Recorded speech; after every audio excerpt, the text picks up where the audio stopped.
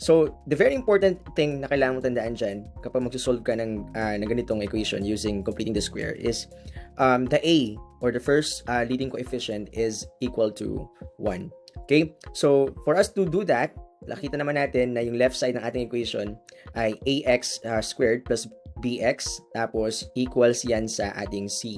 Okay? Kailangan yung constant na c ay nasa right hand side natin. Okay? Kung nagkataon naman na nandito siya sa left hand side, kailangan mo siyang ilipat, no?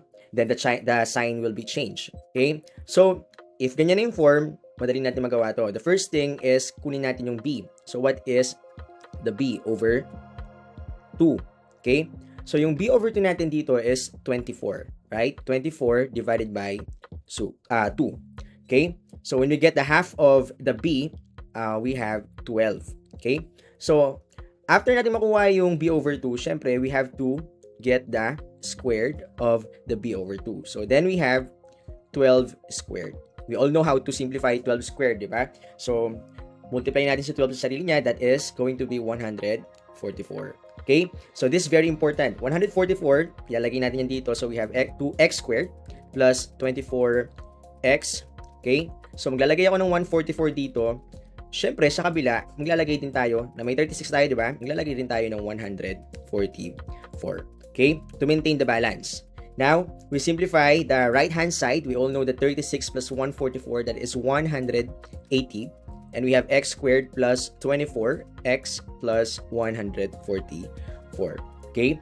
So, kanina tinuruan ko kayo sa expression kung paano kunin yung factored form nito since this is perfect square trinomial. Okay? The perfect or the factored form of this one, okay, is going to be x plus 12.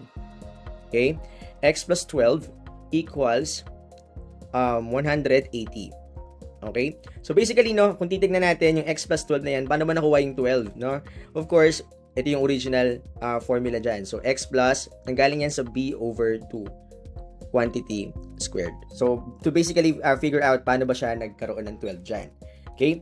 So, we all know the b over 2 already, di ba? Yung b over 2 is 12. Kaya siya naging 12 dito. Okay? So, now, we are now in this particular equation. So, we all know how to handle that one. Di ba? So, this is square root.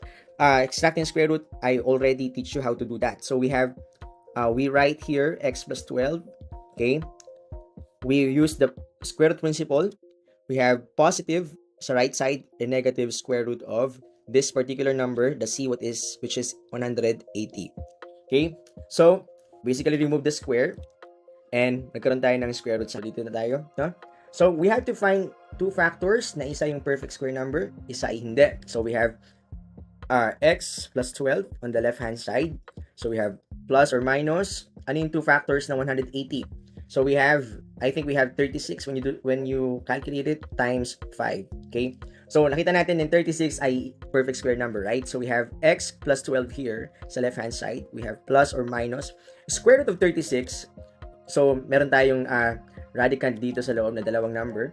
So, we all know square root of 36. Sige, paghiwalay muna natin ang bahay yan. So, dito meron tayong square root of 36 times square root of 5. So, when we expand this thing or split them up, so, yan. That is going to be positive or negative. Square root of 36, it will become 6. Okay? So, because that is a perfect square number. And we have square root of 5. 5 is not a perfect square number. So, mariremain lang siya sa loob ng radical sign. So, square root of 5. So, we have x plus 12 here. Okay? So, the goal is to find the roots, which is yung x. Now, we are going to isolate x here. So, what we're going to do is to subtract 12 both sides. Okay? Isolating the x, malalaman natin na ang x is equal to, of course, unahin na natin yung negative 12 dito. Okay? Tapos, meron tayong plus or minus. Sinulat ko na yung negative 12 dito. Meron tayong plus or minus 6, which is ito, square root of 5. Okay? So, ibig sabihin ba, yan na yung final answer? Tingnan natin. Pwede naman natin paghiwalayin yan kasi dalawa yung posibleng sagot. So, ang dalawang posibleng sagot ay una, meron kang x equals negative 12 plus, sulat lang natin yung 6 square root of 5. Okay? Another possible answer is x equals negative 12 minus 6 square root of 5. And that's it. These are the two possible answers. Okay, that's how we solve quadratic equation using completing the square. Okay, so that's going to be the first problem. Okay, students, this is the second example, no?